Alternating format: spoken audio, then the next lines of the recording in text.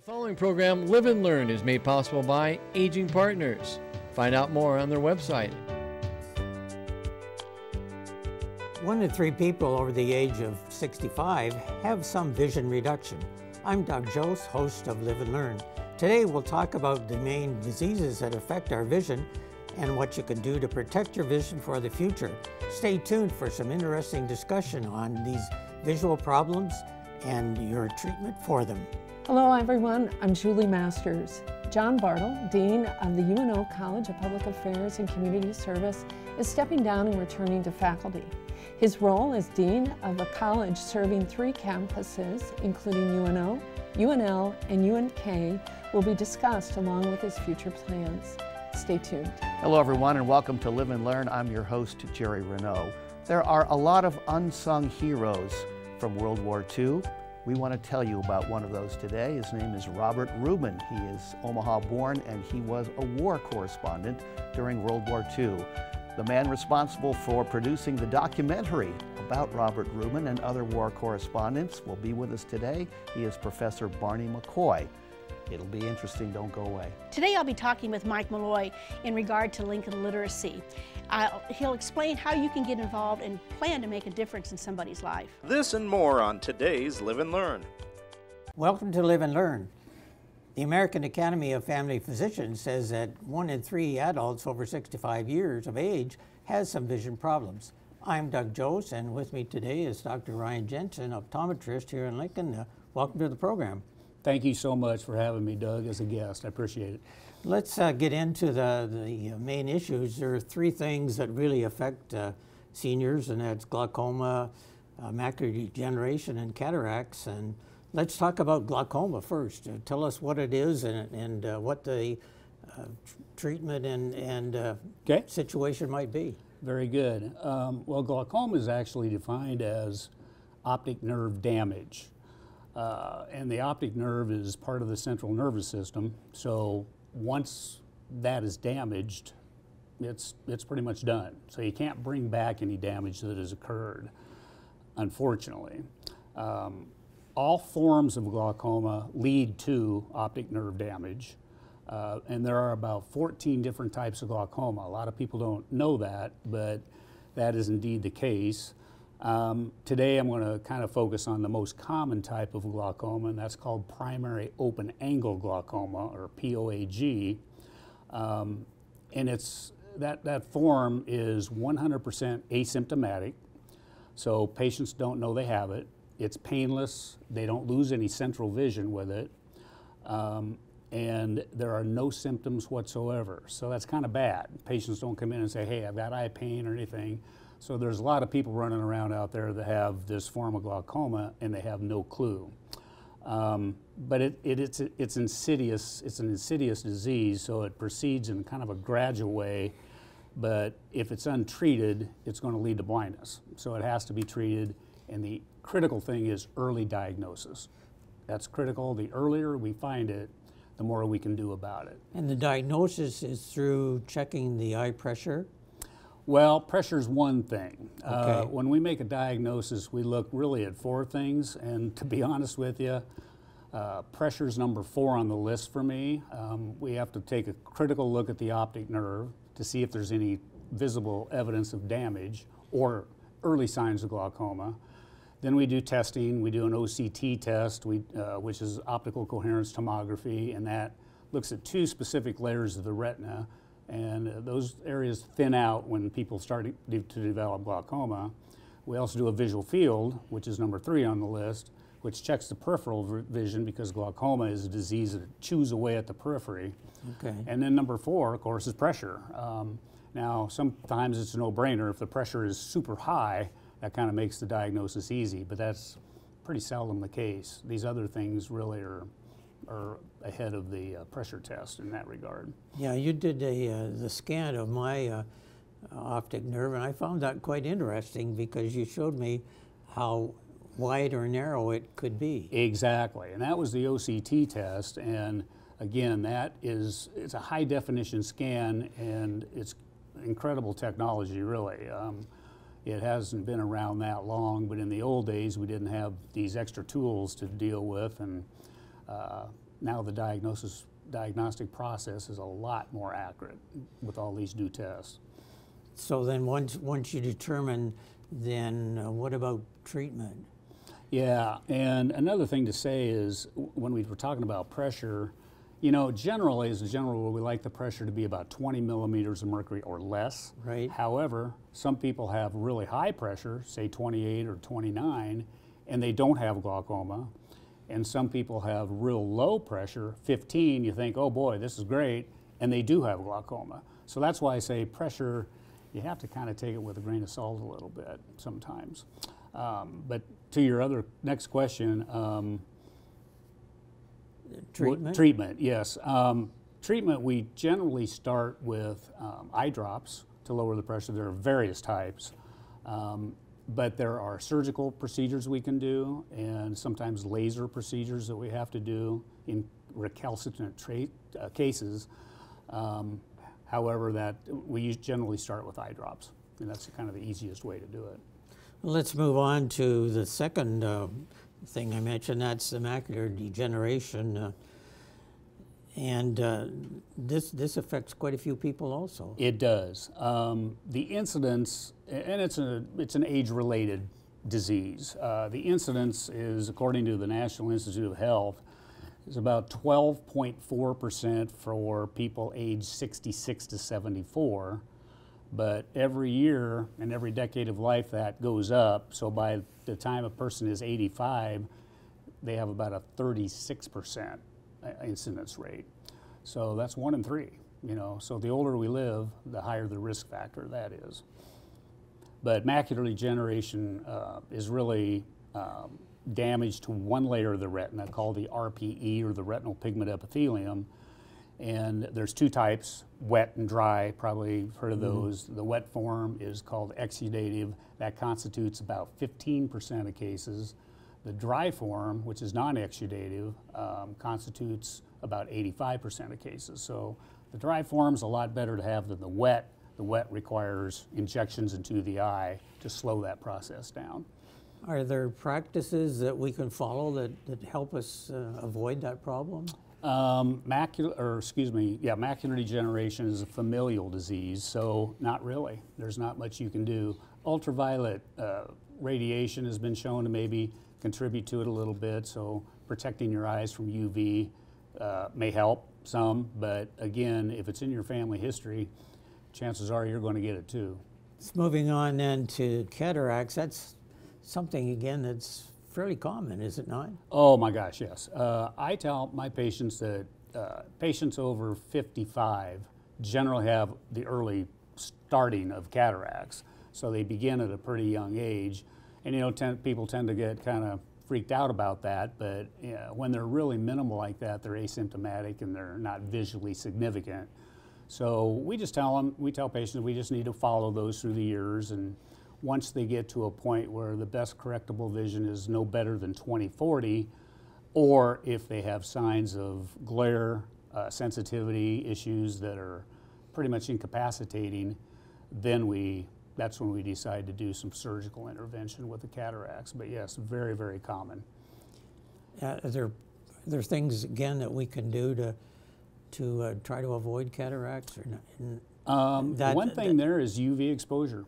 So if we can filter out UV, ultraviolet light, with our glasses or contact lenses even, or even people that don't have to wear glasses, they can wear them in their sunglasses to filter out ultraviolet light. That does slow the progression.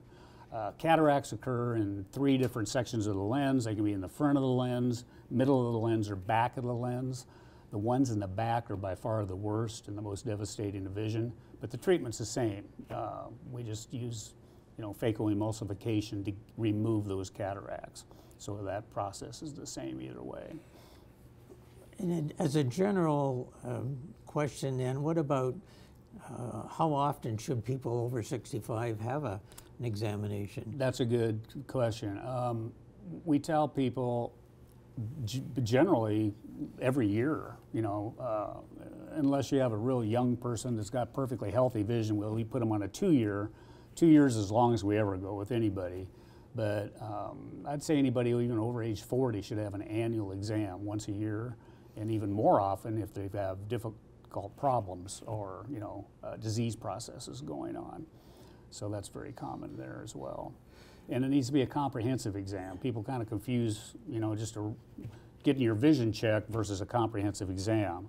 You want your eye evaluated from the very front to the very back to rule out all these disease processes that we've talked about. And that takes special equipment and, you know, a good evaluation. Are there other issues particularly for people, you know, over 65 or what we might call mature people, mature adults? One area would be diabetics. It's a standard of care that all diabetics have an annual, again, comprehensive exam, dilated exam.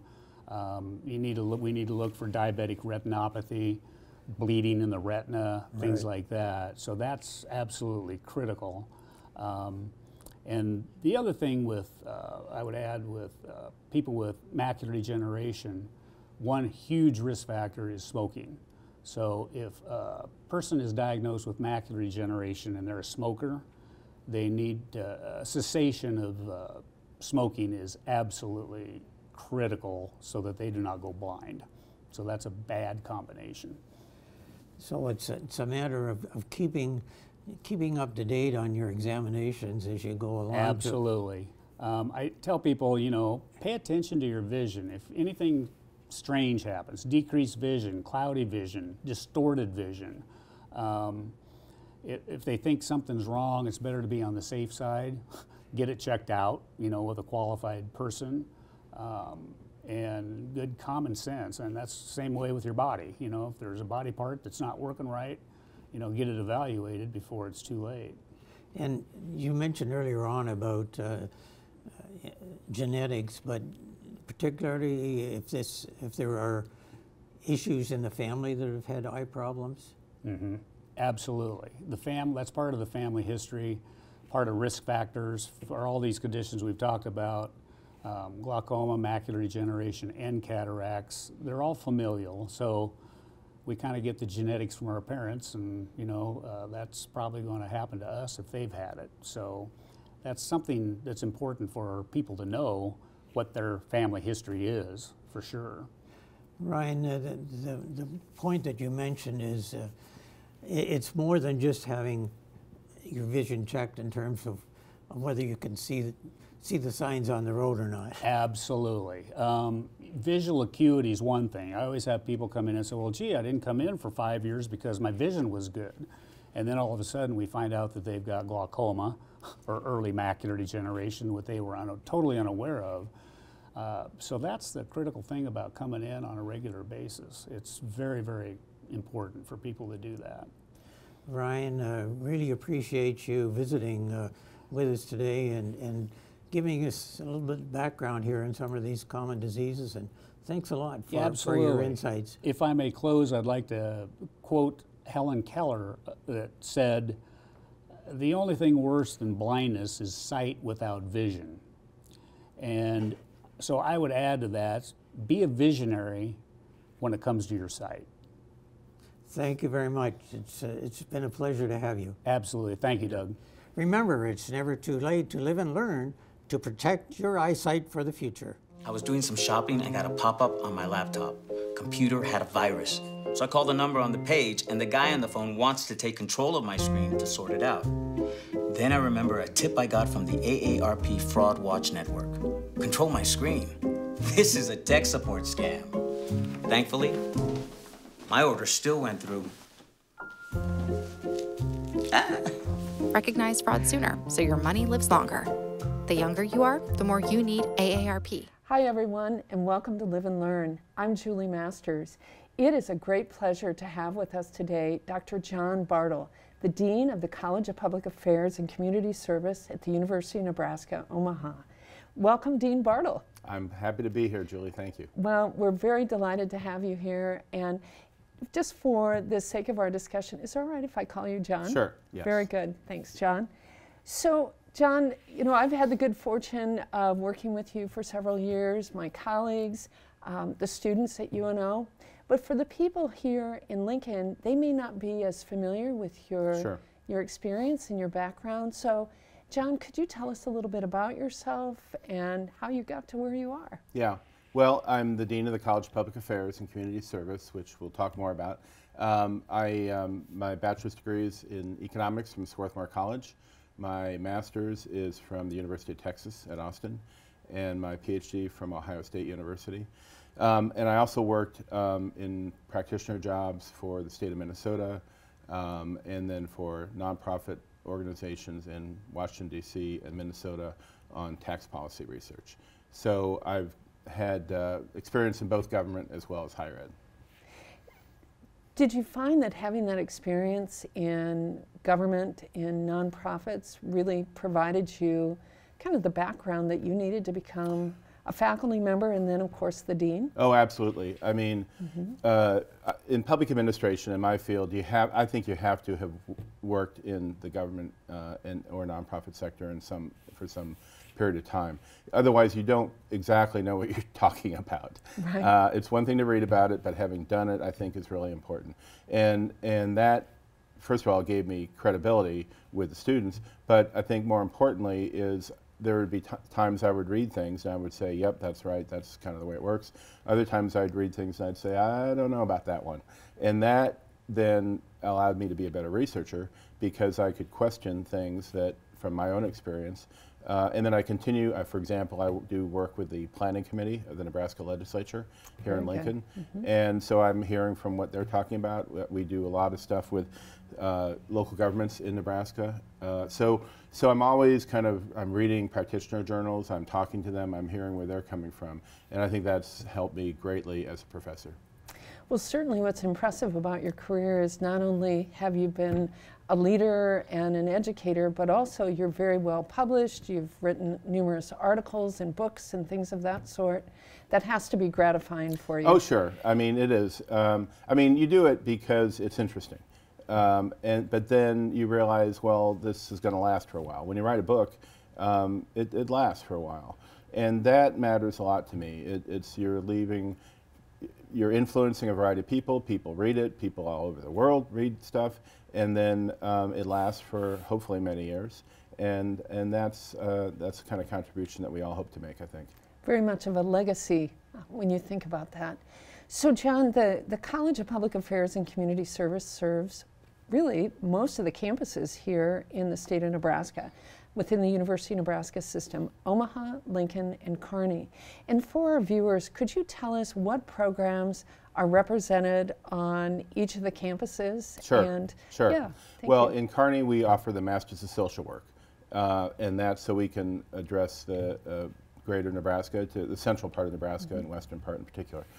Here in Lincoln, as you know, we have the bachelor's degree in criminology and criminal justice, and then also the undergraduate certificate in gerontology and the minor in gerontology. And then Omaha, of course, our main campus, and we offer a variety of programs there. I won't list all the degrees, but criminology and criminal justice, social work, public administration, emergency management. We have the Aviation Institute. We have the Bachelor of General Studies, now called the Bachelor of Multidisciplinary Studies for adult degree completion. And then we have some research centers as well. And then also one of the programs I'm most proud of is the Goodrich Scholarship Program, which is for high need, high ability Nebraskans. And those young folks, I think we offer a lot for them to really to get the college education they need and to move on to wherever they want to.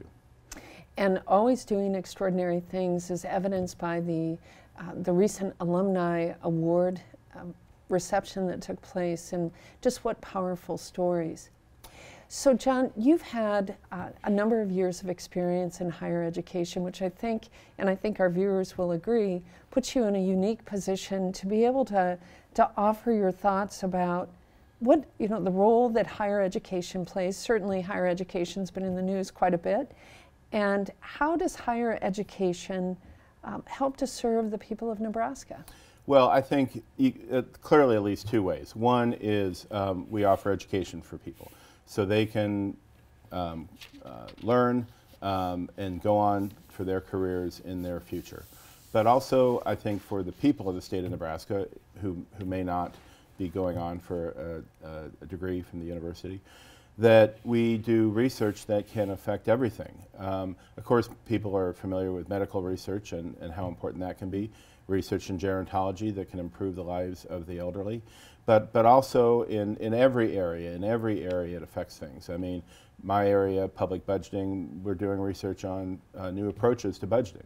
Are there better ways of making decisions about how we spend public money? Well, that can hopefully improve what we do, how we spend money, and keep services high and taxes low.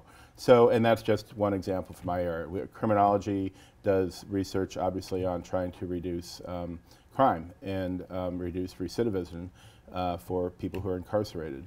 Social work, aviation, same thing. So, to me, it offers so many opportunities for people to learn, but also for everybody to benefit from the work that we do. Well, and I think credit to you and having had that experience of watching you in the budgeting process, you've been very good in ensuring that the taxpayer money is being used in an efficient and effective manner. So. Well, thank you. I mean, I think it's our responsibility. We have to do it, and every taxpayer wants us to get the best value for our dollar, and if we don't do that, then shame on us. Absolutely. Well, thanks for what you've done there. Thank you. So, John, 2024 marks the beginning of a new chapter for you, a very exciting chapter, both at UNO and also within your profession. You're returning to faculty, which is always a unique experience, and then also assuming the presidency of your professional association. So, could you tell us about your professional association Sure. so our viewers know that? And then also, what do these changes mean for you? Well, the Professional Association is the American Society for Public Administration. We have about 12,000 members, mostly in America, as you might guess, but also around the world too.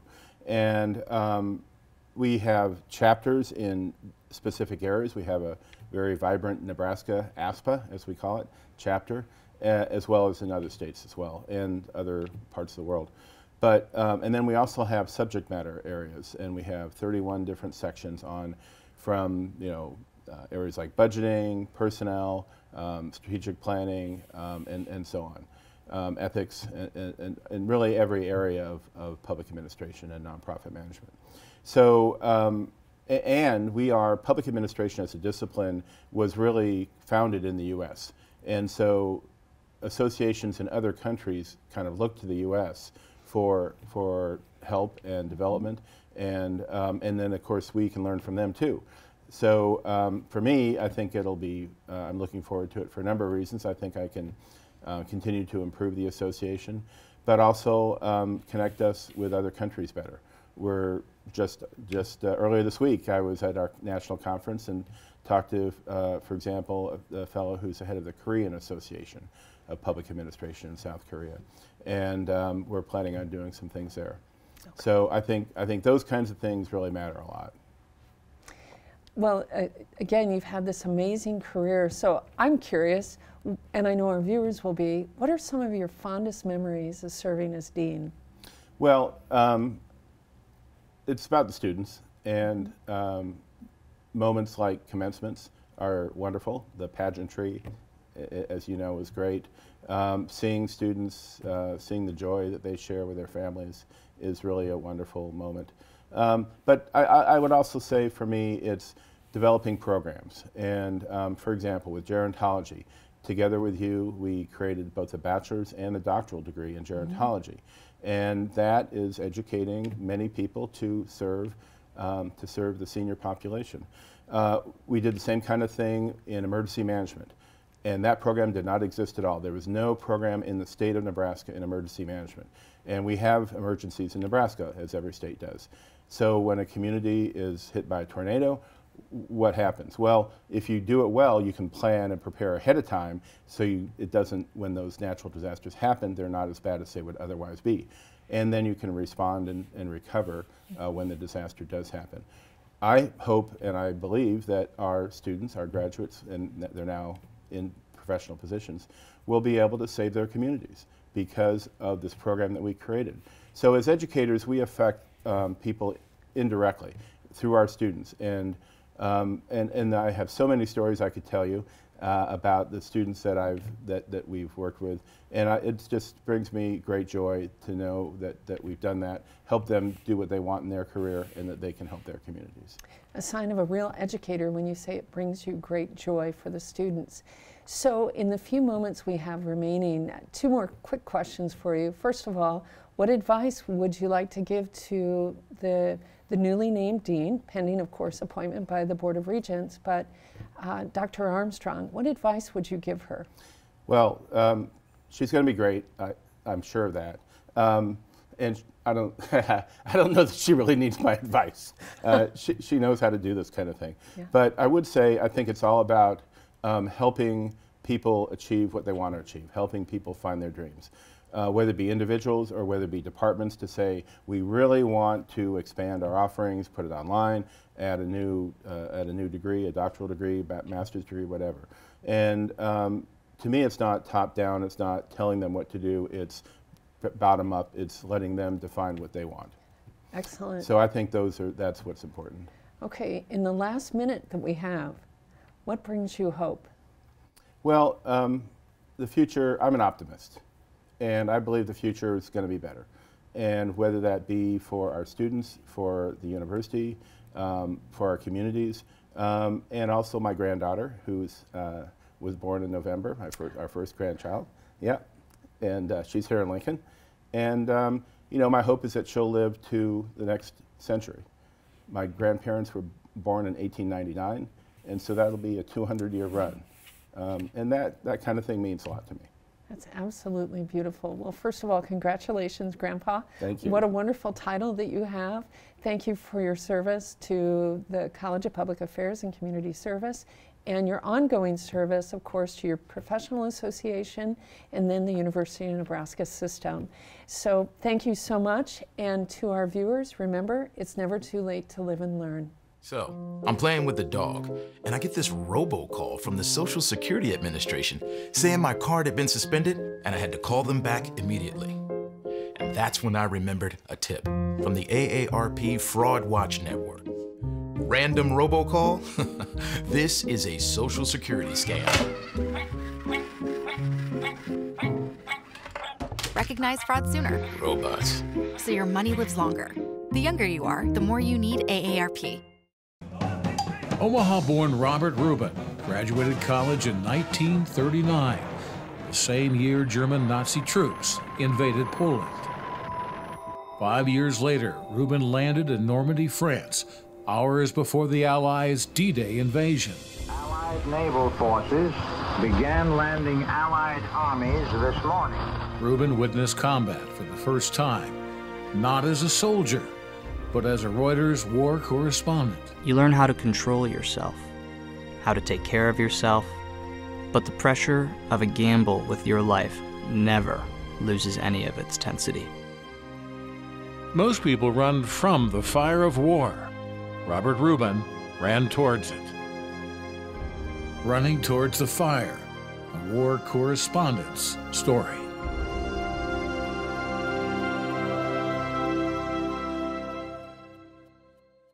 You've been watching the trailer called Running Towards the Fire, a war correspondent story, a brand new documentary that is out being produced by UNL professor Barney McCoy. Hello everyone and welcome to Live and Learn. I am your host, Jerry Renaud. Barney, thanks for taking the time to come down and talk to us about the program, and I know you've brought some clips that we want to take a look at as well.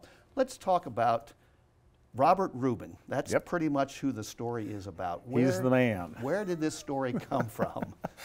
Interestingly enough, and we'll get there in a second, another central character in this story is Barney Oldfield, who was born in Nebraska, went to the University of Nebraska too. He was in charge of helping to vet the war correspondents that ultimately would go into the D-Day invasion and beyond. And that's where he recruited Robert Reuben. But Robert Reuben and 5 other war correspondents were special and maybe a little crazy because Barney Oldfield convinced them to go through airborne jump school And if they could successfully do that, they would be able to fly behind enemy lines with the airborne, parachute into German gunfire behind enemy lines 5 hours before the D-Day invasion so they could report on what was happening on the ground. Yikes. Yeah. So where did you first hear about this and decide I should do a program about this? Looking through Barney Oldfield's papers at the Historical Museum and Archives here in Nebraska, and I found letters going back and forth between Reuben. This was back in the 1950s at that point, and that's really, I latched on to Reuben's story through that. And I want to show you a clip here in just a second too, because this now draws very heavily from Reuben's memoirs.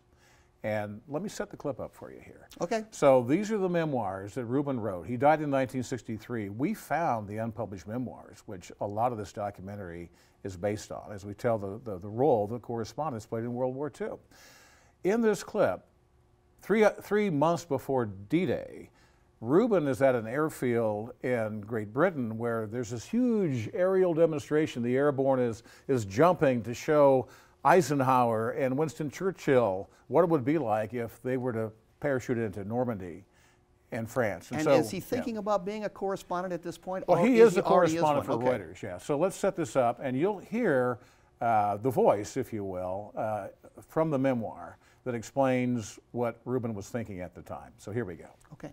Just months before the Allies' D-Day invasion, Reuben, a Reuters war correspondent, stood in awe on a British airfield watching U.S. Army airborne troops stage a parachute demonstration for British Prime Minister Winston Churchill and U.S. General Dwight D. Eisenhower. The sky was full of them as far as you could see in the bright sunlight. Blue, red, white, green parachutes, popping, swinging gently, flowing in a steady stream into the ground as wave after wave of the hundreds of planes passed overhead. I turned to parachutist public relations officer Major Barney Oldfield and said I'd like to try parachuting, if it wasn't too dangerous. Nebraskan Barney Oldfield was one of General Eisenhower's public information officers who recruited and vetted a select group of 50 war correspondents for the D-Day invasion.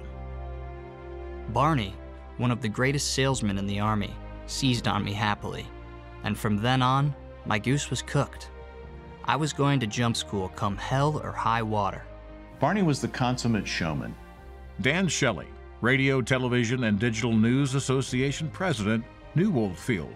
There was always a smile on his face, always one of these toothy grins that belied the notion that he knew something that nobody else knew, and boy, wouldn't you like to know. Before he died in 2003, Oldfield explained why General Eisenhower wanted war correspondents like Ernie Pyle and scores of other journalists like Robert Reuben embedded with U.S. combat troops fighting the Nazis in Europe. The General Eisenhower philosophy was that he wanted the war correspondent to be the conduit to the home front for reassurance of the people who were back there, who would have to rely on what they saw in the newspapers or heard on radio. Really incredible, incredible footage. I just look at all of these parachutes coming down, and I just think, how in the world did they do that? And you can see why Reuben was so inspired, saying, how could I be a part of that? It was just this incredible spectacle. Yeah, that's amazing. Now you have a clip of us, of Reuben talking about what it was like. We do, yeah. And again, this is an actor's doing the voice, but these are all directly from Reuben's memoirs. And the next one, this next clip, is actually what it was like in the hours before D-Day for Reuben to be on board a plane and parachuting out with the airborne into Normandy. So let's take a look. Hours before the Allies' amphibious invasion, 13,000 American airborne troops flew in darkness from England to parachute and land troop gliders behind enemy lines in Normandy. Ready with the green. Show the green. Go! Among them was Omaha, Nebraska-born Robert Reuben. He was 25 years old and witnessing combat for the first time in his life. not as a soldier, but as a Reuters News war correspondent. A lot of the estimates said 90% glider crews not gonna make it. 3 out of 4 paratroopers not gonna survive. Not gonna survive the drop. If they survived, the U.S. Airborne's mission was to attack German troops from the rear with their British and Canadian counterparts. Robert Reuben parachuted with them. I have no recollection of going through the door at all.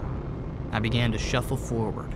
A burst of flak, a ball of red fire beside the plane, and I was hurtling down in the propeller blast. Almost the next thing, I felt the jolt of my chute opening. Looking up, Reuben wasn't sure what to expect. He was the first war correspondent to land in Normandy. For months to come, he chronicled the U.S. soldiers fighting and dying in Europe. How did they die? Machine guns, artillery, snipers. But what difference does it make to the dead? Are they dust? No life left? Or does life go on? What is the mystery, the soul, the breath of life? All I can tell you is how they died.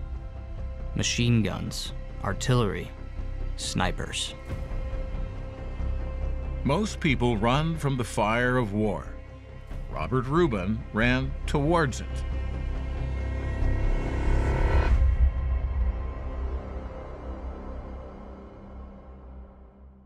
Truly incredible footage, Barney. I mean, it's just wonderful, and you can, I mean, we talked a little bit about it, but you can truly see the danger, how dangerous it was to make this jump. Yeah, 13,000 airborne soldiers either parachuted or went in on gliders into Normandy in those hours before D-Day at great peril and great sacrifice.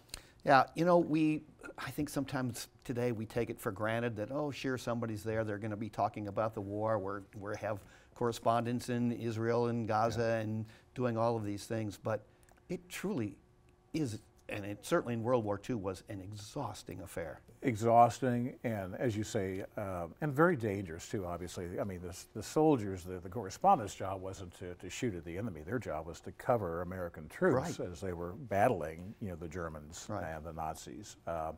So here's a clip where we really talk about some of those risks of actually covering the troops and just how incredibly exhausting it is on a 24-hour basis, day by day, and the toll that can take. As a war correspondent, Reuben, like the U.S. troops he traveled with, risked being shot or bombed by the Germans. My memories of those days are pretty basic. Cold, hungry, dirty, lonesome, and scared. Even if you are safe, you don't feel safe and you don't know what's coming next. Reuben slept on the ground at night, or in a foxhole, or with French families who were willing to share their homes. That could be dangerous too. One night, our radio officer crawled out of his parachute and leaned into the window in the bright moonlight to see his watch. A rifle shot cracked through the window beside him. We all looked up, sleepily and uncomfortable. We picked up our helmets, stuck them on our heads, and went back to sleep. For days, we didn't take our boots or clothes off. And so essentially, they were in the Army, and their contribution wasn't to capture Germans or shoot their way through a machine gun nest, but it was to tell a story, an important story, because they knew that this was history being made, and they were right there, and they were telling it. Really powerful stuff. We have one more clip to show. And this is a couple of months in, and they have, Robert Reuben is traveling with Bill Hines, a reporter for the New York Sun-Times, and they're in Liège just a day after they liberated the city after a 4-year occupation by the Germans. And they go to this hospital where the hospital patients have an unusual request. Let's take a listen. That evening, Reuben and Hines visited the city's war-torn Babier Catholic Hospital. The hospital director said his frail, elderly patients begged to visit the American war correspondents. The doctor said his patients hadn't seen Americans since German troops invaded. Into the wards of sick and dying we went, and on many white, emaciated faces we saw a gleam of happiness, an expression of happiness combined with disbelief. that made almost every sacrifice seem worthwhile. They didn't expect to see us, and many broke down weeping when we walked in with our American uniforms. One aged and dying old man grasped Bill around the neck, and finally the two had to be separated. So violently was the old man sobbing. Bill Hines described the emotional hospital scene too in his story for the New York Sun. You will never forget how they tried to hold you and not let you go, how they tried to say thank you, but cried instead. Somehow or other, you don't know how, you got through. For them, this has meant so much because you are an American, the first American they have seen.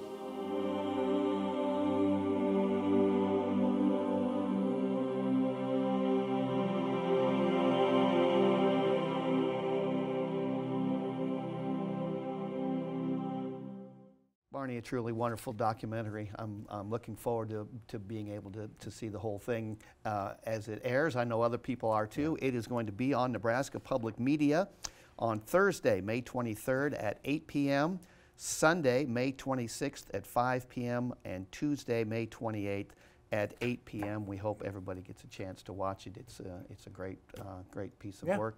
Congratulations, and thanks for taking the time to. Thank you. Pleasure to be here. And I should say this is the 80th anniversary of D-Day too. Perhaps the last time we'll actually have World War II participants alive. That's right. To celebrate. Right. Thank you again. You bet. And thanks to all of you for tuning in. You've been watching Live and Learn. I'm your host, Jerry Renaud. Please stay safe, stay healthy, and remember, it's never too late to live and learn. My kid has been asking for this hot new gaming thing, and I was like, okay, he had a birthday coming up anyway. So I finally find the video game online, in stock. Thing is, it was from this shoddy website full of typos. That's when I remembered a tip I got from the AARP Fraud Watch Network. Bogus website, this is a shopping scam. Got us matching t-shirts instead. Recognize fraud sooner. He loves his. So your money lives longer. The younger you are, the more you need AARP. Hello, I'm Barb Tyler, and I'm delighted today to talk with Mike Malloy, who is the tutor trainer and stewardship donor coordinator for Lincoln Literacy. He will also tell us how to get involved and how you can make a difference in somebody's life. So Mike, tell us about Lincoln Literacy and how it came to be.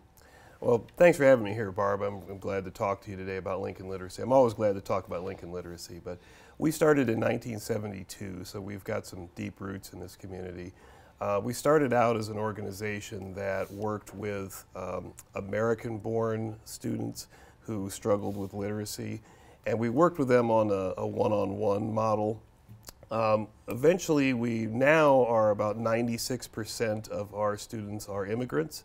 With the influx over the last 10, 15 years of so many people coming to Lincoln to become new Americans, we have changed our focus. We also teach now in a group setting. So we've been around for 52 years, and we have a great reputation. I had heard of Lincoln Literacy before I joined the organization as a volunteer. I was a volunteer for 5 years, and then I've been working there for about the last 2 years. So. Oh, I didn't know that. So is there other similar organizations like this in the community, or is this unique? Well, obviously there's a lot of great nonprofits in Lincoln, but we are primarily the one that focuses on literacy, focuses on teaching immigrants how to read, write, and speak in English. There are other organizations that do help with literacy. We partner with places like Catholic Social Services, Lutheran Family Services, particularly with refugees, people who are fleeing desperate circumstances around the world. We work with them to get them into our classes. They handle a lot of that paperwork side of dealing with the State Department, and we handle more of the let's get you acclimated to Lincoln, and get you starting to feel acclimated, which is a lot of what our program is about. It's not strictly about learning nouns and verbs and how to conjugate those things. A lot of it is about making people feel comfortable and empowered, and if you can't speak the language, you're always going to feel isolated. And that's a big part of our mission, is to not have people feel like they just are going to sit in their apartment and yearn for being at home. So we want them to welcome them and feel like they're a part of our community. So you talk about how many immigrants. So Lincoln has been known for its acceptance of the immigrant population. How many nationalities do you serve? Last year we had a record number of students. It was over 1,600 from 50 different countries. The top 5 countries were Mexico, Iraq, Afghanistan, Ukraine, and Vietnam. And I like telling people that all those countries had more than 100 students in our program. So I tell people that just to show sort of the diversity that we have. It's North America, Eastern Europe, Southeast Asia, West Asia. We really are from all over the world. We're seeing people coming to Lincoln from all corners of the globe. And that's great because it gives us a diverse pool of students, and it's really interesting to work with people. I've learned so much about other cultures, about other languages from this job, and it's really been, I've really enjoyed it, and I feel like, you know, I'm getting something out of it as well. And I think a lot of our volunteers say that as well, is that they're helping somebody else, but they're also getting a lot out of it, getting to meet new people and learn new things. So you said you were a tutor before you took this position. So do you have a teaching degree? Is a teaching degree necessary to do this? No school would allow me to teach there, so they wouldn't let me in. No, I was a journalist before I took this job. I was originally from Iowa. My wife and I moved here about 10 years ago. She got a job at Nebraska Wesleyan. We moved here. I've worked at a couple newspapers here. I worked at the Capitol for a few years, but I did not have a teaching background, but I had a desire to help. And one thing that motivated me was hearing news reports about immigrants being mistreated, being told go home, go back where you came from, and that really bothered me. And I thought, well, I could sit on my couch and be angry about that, or I could do something about it. And I reached out to Lincoln Literacy in 2018, and I became a volunteer there. Started working, teaching intermediate level students in a group class, and really enjoyed it. And then when the job that I currently have opened up, I was very excited and was interested to pursue it. So I've been working for them, like I said, for about 2 years now. And it's really been a great experience. So as a journalist, did you concentrate more on the writing aspect of it, or is that an option for tutors as they come into the organization? Can they have their pick, or do you, where is the need the greatest, maybe? So we have needs. We have a broad array of classes. ELL, or English Language Learning, is our bread and butter. But we have a number of other classes that are more professional development type classes. Some of those would include learning, reading, and writing.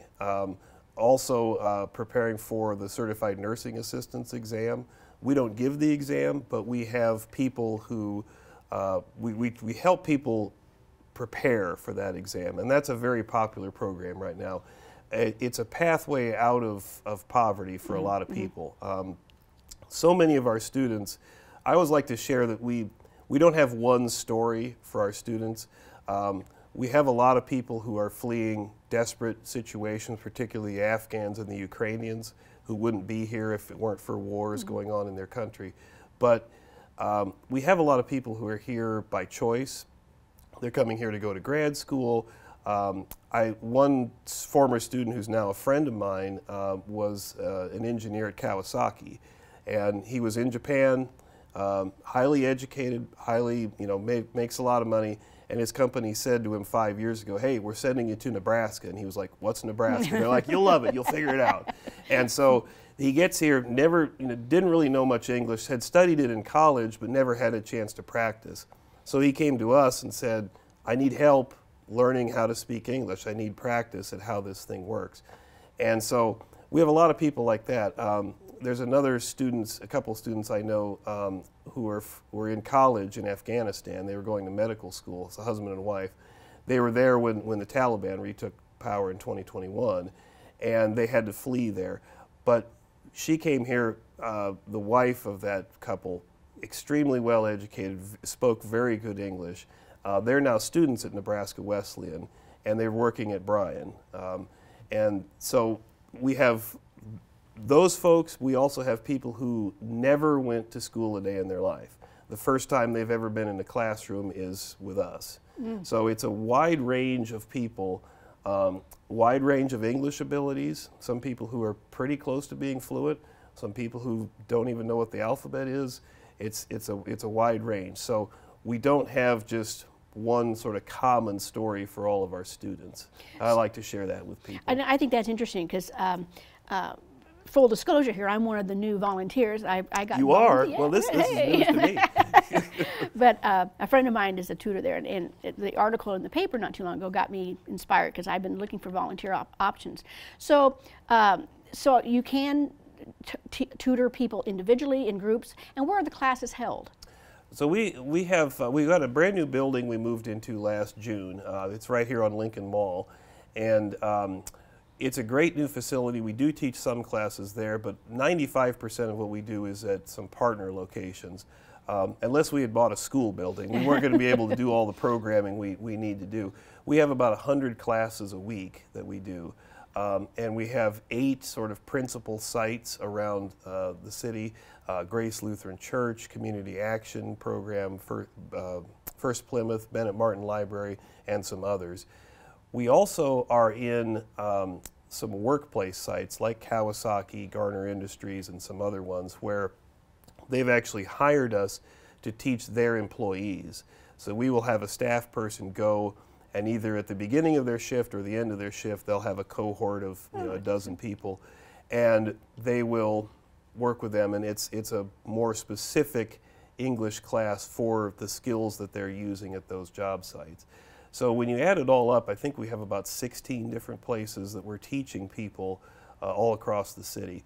But we do partner with places just because of space. And when we're in a location, we are often teaching 4, 5, 6 classes at a time. And those classes are usually organized by English ability level of the student. So when you volunteer, how much time are they asked to give per week? I would always say maybe up to 3 hours a week. Our group classes are 90 minutes, and I always, it does require some preparation. So half hour of, figuring out what you want to do, throw in a little bit of travel. My wife is a former professor, and she got some advice early in her career that it's like a gas, it'll expand to fill the space. You could be doing it 24 hours a day if you wanted to and still not get everything done. So I always say maybe 3 hours a week, 2.5 to 3 hours a week. It doesn't sound like much, but we do ask a lot of our volunteers because there is, there is knowledge that you're going to have to share and skills you'll have to learn. We teach those skills, but there's skills you have to learn in order to be an effective teacher. And you have the books and so forth that the tutor won't be expected to go out and buy anything unless they choose to. A lot of things are probably on their phones these days that they can acclimate to. So is there an ideal candidate for you to tutor? Somebody who wants to help people, I think, is probably the ideal candidate. You don't have, we touched on this a second ago, you don't have to have a teaching background. I certainly didn't. Most of our volunteers do not. Okay. We do really well with retired teachers. The great thing about our program is we ask you to focus just on teaching. I've talked to a lot of retired, especially K-12 teachers who have said, I'd still be doing it if it weren't for all the other stuff, all the paperwork, the discipline problems, the school board meetings, the superintendent, having to do all that stuff. And we focus on just teaching. So you don't have to take attendance, you don't have to fill out any reports, you don't have to do any assessment, just focus on teaching. So that we do, like I said, we do really well with teachers. Well, what'd be nice is that the people that are there to learn, so they want to be there. Yes. It's not like a kid that has to go to, That's exactly have to get up in the morning. So, so anything else you want to share with us? I know you're funded. You're a nonprofit, so people can donate to Lincoln Literacy. Yep. I've been in your building, and it's a wonderful site. So I imagine classes there as well. But anything else to share about? Well, we have our biggest fundraiser of the year is coming up. It's Give to Lincoln Day, which is in May, and it starts May 1st. It's not really Give to Lincoln Day so much anymore, but you can go to the Lincoln Community Foundation. You can go to the Give to Lincoln Day website, and we will be in there with a lot of other very worthy organizations. It's not really competition, but it kind of is, because they keep score. They have a little scoreboard up there. We were in the top 10 last year, so we did very well. We've been in the top 10, I think, the last couple of years. We're the only organization in the top 10 that doesn't have like a full-time fundraising department. So we do pretty well. Well, good information today. I'm looking forward to get starting. I haven't been assigned my student yet, so I'm looking forward to that. But I want to thank you for taking time today to come in and visit about that. And for everybody else, thank you for tuning in today. And remember, it's never too late to live and learn.